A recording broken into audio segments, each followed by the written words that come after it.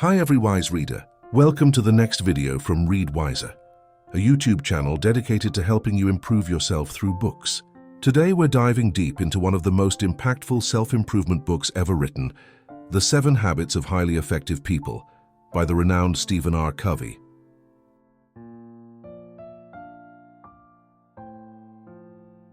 Why do so many of our attempts at self-improvement fail? We try a new productivity hack, a communication technique, or a positive thinking mantra, and for a week it feels great. But soon enough we're right back where we started, facing the same chronic problems. The truth is, we've been sold a bill of goods. We've been taught to focus on the personality ethic, our public image, our skills, and our techniques. But we've completely ignored the character ethic, the foundation of who we are. This book provides the antidote. It argues that true lasting success doesn't come from quick fixes on the outside. It comes from an inside-out transformation of our character, built on timeless, universal principles.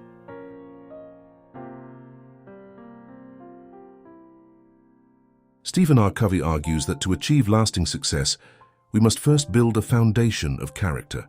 This inside-out approach means that private victories, mastery over ourselves, must come before public victories, success with other people.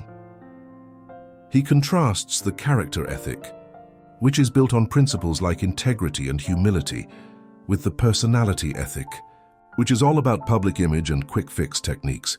He argues that we've become so focused on the personality ethic that we've forgotten the foundation. You can't just fake it till you make it when it comes to real effectiveness. This book is a journey along what Covey calls the maturity continuum, moving us from dependence, you take care of me, to independence, I can do it, myself, and finally to interdependence. We can cooperate to create something greater. He also introduces the key concept of the PPC balance. P is for production, the golden eggs. PC is for production capability, the goose that lays them. We often get so focused on grabbing the golden eggs that we neglect the goose, and eventually we end up with neither. This book is about how to care for the goose. So let's begin this journey by looking at the foundation of it all, our basic paradigms.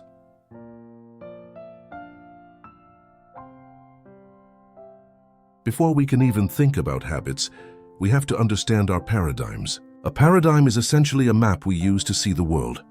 It's our frame of reference, our set of assumptions, our theory of how things work. Covey explains that most of our problems don't come from our behavior, but from having the wrong map. Imagine trying to navigate Chicago using a map of Detroit.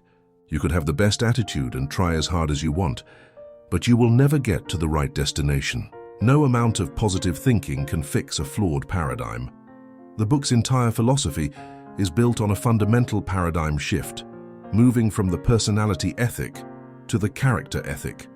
The personality ethic is the quick fix map we all try to use. It's about skills, techniques, and public image. The character ethic is the correct map. It's built on timeless, universal principles like integrity, justice, and honesty, the true roots of lasting success. This is what Covey calls the inside-out approach. It means change starts with us, our paradigms, our character, and our motives, before we can effectively change our external circumstances. We must first build private victories over ourselves before we can achieve public victories with others. So, the fundamental takeaway from this first section is that to change our lives, we must first change our maps. We must stop looking for quick fix techniques and instead begin the deeper, harder work of aligning our inner character with timeless principles. This all starts with the very first habit, which is the foundation of self-mastery. Let's explore what it means to be truly in charge of your life.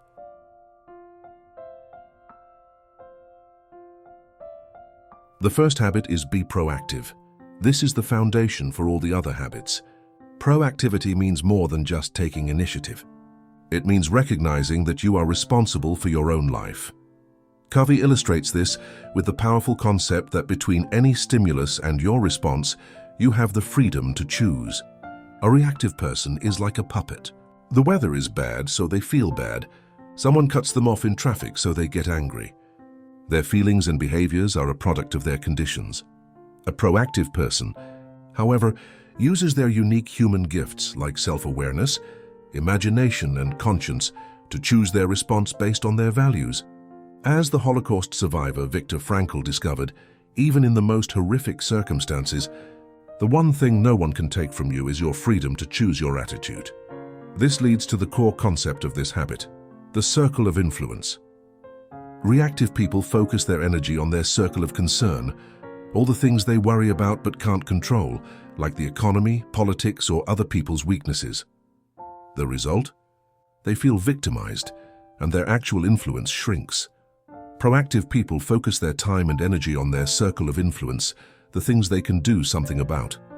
Their own habits, their work, their responses. By working on themselves from the inside out, their positive energy causes their circle of influence to expand. The key takeaway of Habit 1 is to stop blaming your circumstances and recognize that you are the programmer. You are in charge. Your choices based on your values drive your life. Once you accept that you're the programmer, the next logical question is, what program do you want to write? That's what Habit 2 is all about.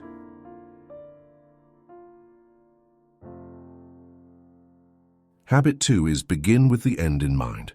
This is the habit of personal leadership. It's based on the principle that all things are created twice. First, a mental creation, and second, a physical creation. You'd never build a house without a blueprint, yet most of us go through life without a blueprint. This habit is about making sure your ladder is leaning against the right wall. You can be incredibly busy and efficient, climbing that ladder of success, only to get to the top and realize you're on the wrong building. This is the difference between leadership, doing the right things, and management, doing things right. Habit 2 is about leadership. It's about deciding what the right things are. The most effective way to do this is to develop a personal mission statement. This isn't some vague corporate document. It's your personal constitution. It's a clear written declaration of what you want to be, your character, and what you want to do, your contributions, all based on your deepest values. To write it, you must first identify your center, the source of your security, guidance, wisdom, and power. Many of us are centered on unstable things like money, work, or even family, which makes us vulnerable. The most effective center, Covey argues, is to be principle-centered, because principles, like integrity and fairness, are timeless and unchanging. So, the takeaway is to define your own end. By creating a personal mission statement, you become your own first creator and ensure that every action you take is a deliberate step in the right direction. But having a map and a destination is useless if you don't actually start driving. How do you execute the plan? That's the focus of Habit 3.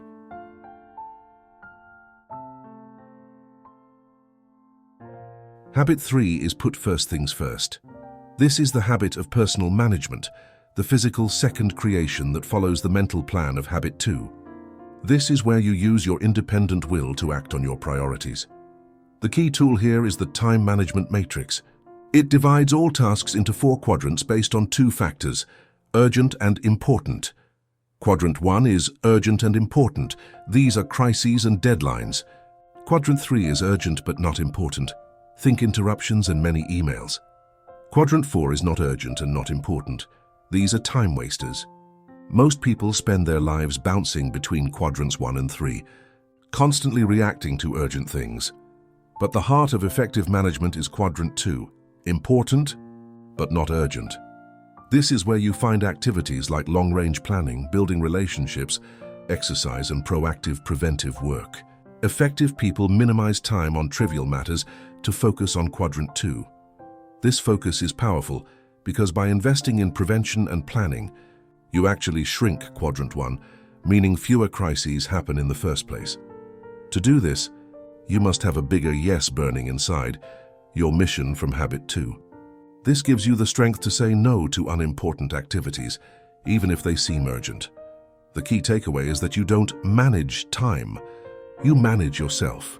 The goal is not to prioritize what's on your schedule, but to schedule your priorities. And the best way to do this, Covey argues, is to organize your life on a weekly basis, which gives you more balance and context than frantic daily planning. These first 3 habits form the private victory, mastery over self. Now that we have this foundation of independence, we can move on to the public victory, success with other people.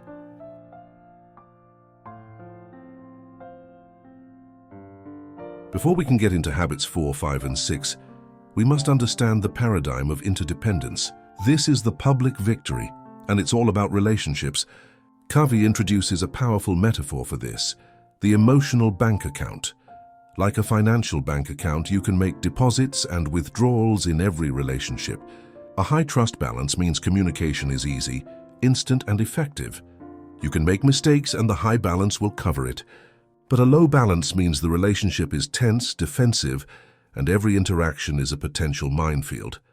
So, how do you make deposits? Covey identifies 6 major ways. First, really understanding the other person. Second, attending to the little things like kindness and courtesy. Third, keeping your promises. Fourth, clarifying expectations to avoid ambiguity. Fifth, showing personal integrity, which crucially includes being loyal to people who aren't present. And sixth, apologizing sincerely when you make a withdrawal. It's crucial to understand that effective interdependence can only be built on a foundation of true independence. The first 3 habits give you the self-mastery and character to be able to make these kinds of consistent deposits.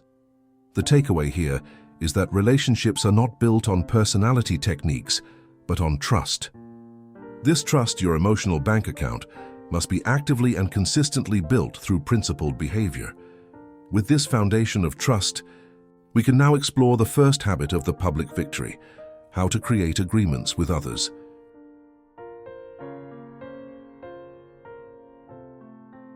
Habit 4 is think win-win.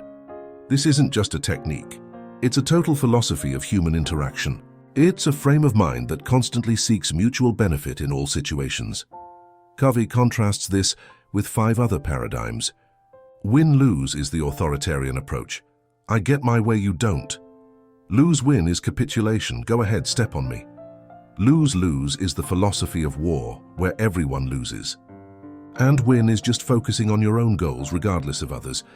In an interdependent reality, Covey argues, any of these other paradigms will ultimately become a lose-lose, because they damage the relationship and the trust, the goose that lays the golden eggs. Win-win is built on 3 key character traits. First, integrity, being true to your values. Second, maturity, which Covey defines as the balance between courage, expressing your own feelings, and consideration, respecting the feelings of others. And third, the abundance mentality, the belief that there is plenty out there for everyone, rather than the scarcity mentality that sees life as a zero-sum game. The highest form of this habit is win-win or no deal. This means that if you can't find a solution that benefits both parties, you agree to disagree agreeably. This is incredibly liberating because it removes all pressure to manipulate or push your agenda. You're genuinely seeking the best outcome for everyone, or no deal at all. The takeaway is that true leadership requires a win-win paradigm. It's about seeing life as a cooperative arena, not a competitive one, and building agreements that are mutually beneficial. But how do you even get to a win-win solution, especially when you disagree? The answer lies in habit 5.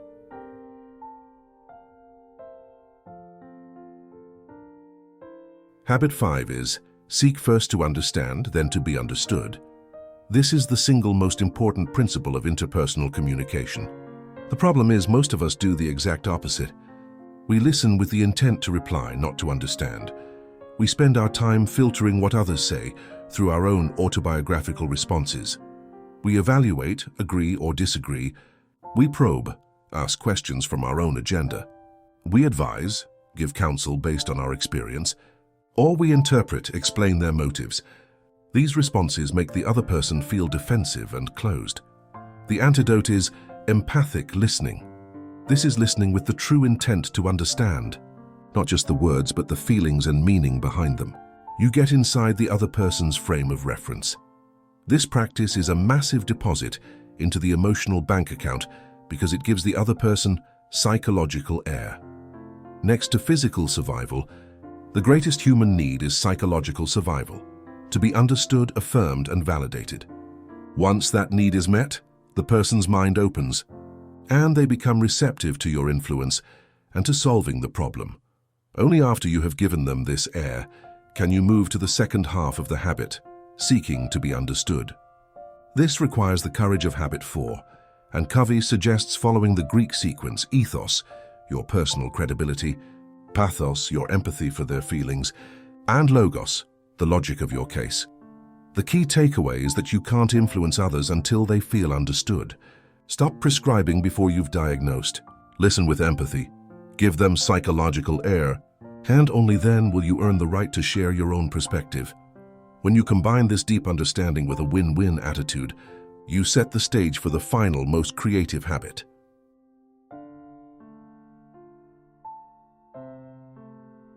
Habit 6 is synergize. This is the habit of creative cooperation, and it's the crowning achievement of all the previous habits.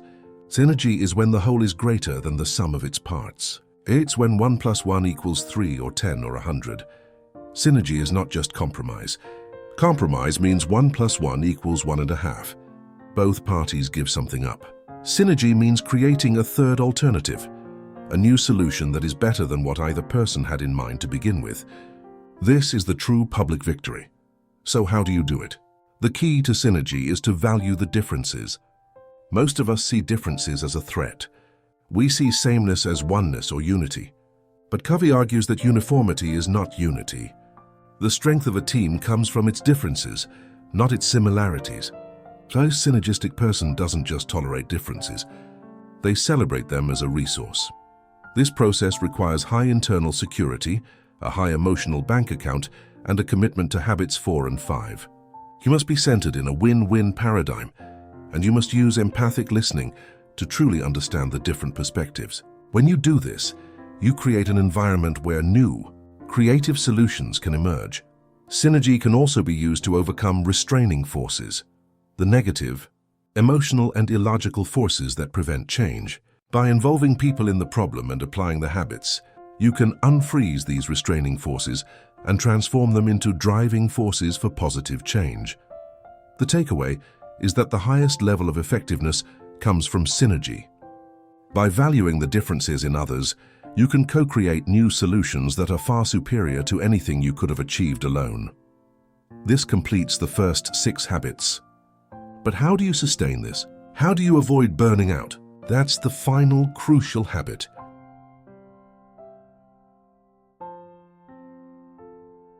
The final habit is sharpen the saw. This is the habit that makes all the other habits possible. It's the production capability, the goose that you must maintain. It's the habit of balanced, consistent self-renewal. Covey argues that you must sharpen the saw in all 4 key dimensions of your nature. First is the physical dimension, exercise, nutrition, and stress management. Second is the spiritual dimension, connecting with your core, your values, and your mission. This can be done through meditation, prayer, reading inspiring literature, or spending time in nature. Third is the mental dimension, continually expanding your mind. This means moving beyond formal education to read broadly, write, organize, and plan, rather than letting your mind atrophy. Fourth is the social-emotional dimension.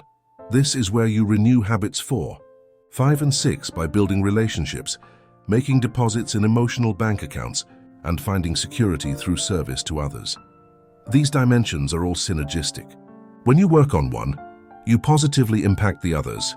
For example, physical exercise, reinforces your self-discipline and proactivity, spiritual. Covey recommends a daily private victory, spending 1 hour a day renewing your physical, spiritual, and mental dimensions. This is the ultimate quadrant 2 activity and provides the foundation for developing and maintaining all 7 habits. This renewal process is what allows you to move on an upward spiral of growth. As you learn, commit, and do on higher and higher planes, you continuously improve your ability to live a life of effectiveness and purpose. The takeaway is simple. You are your greatest asset. You must invest in yourself every day, in a balanced way, to avoid burnout and to sustain your effectiveness long-term. This commitment to lifelong growth is the perfect lead-in to Covey's final message.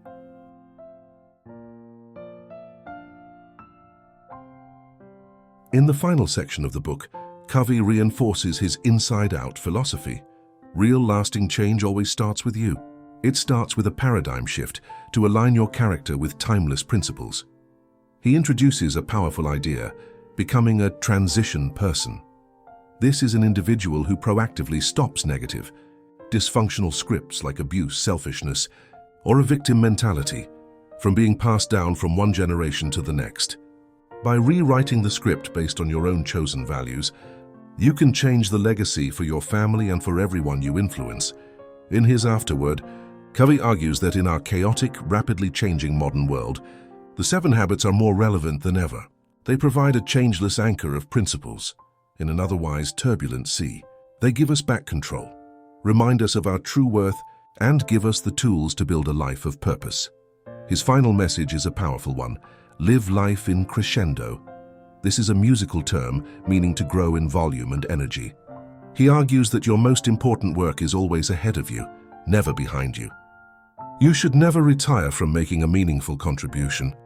Instead, you should always be expanding, learning, and serving. This is the ultimate expression of the 7 habits, a life of continuous growth, contribution, and purpose, where your best work is always yet to come.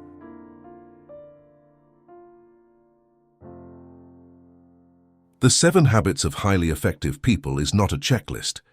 It's an upward spiral. It's a complete framework for life that begins with the private victory, mastering yourself. This is where you go from being dependent to independent. You build your character by being proactive.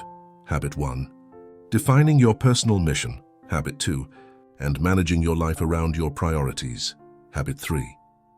From that foundation of independence, you can then achieve the public victory, success with others. This is the move to interdependence.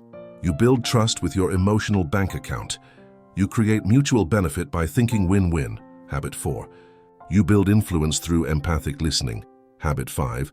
And you create new, better solutions by valuing the differences. Habit 6. Finally, you make it all sustainable for a lifetime by sharpening the saw. Habit 7. Renewing yourself every day in body, mind, heart, and spirit. Ultimately, Covey's message is a return to timeless principles. It's an inside-out approach that promises that if you first build a character of integrity and purpose, you will then, and only then, be able to build a life of truly enduring success and meaning.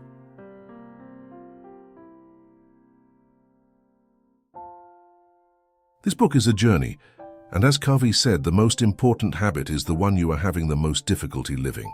So what about you? Which of the 7 habits do you find the most challenging? And which one do you want to start working on first? Let me know in the comments below. And if you found this summary valuable, please hit the like button and subscribe to Read Wiser for more deep dives into the world's most impactful books. Thanks for watching.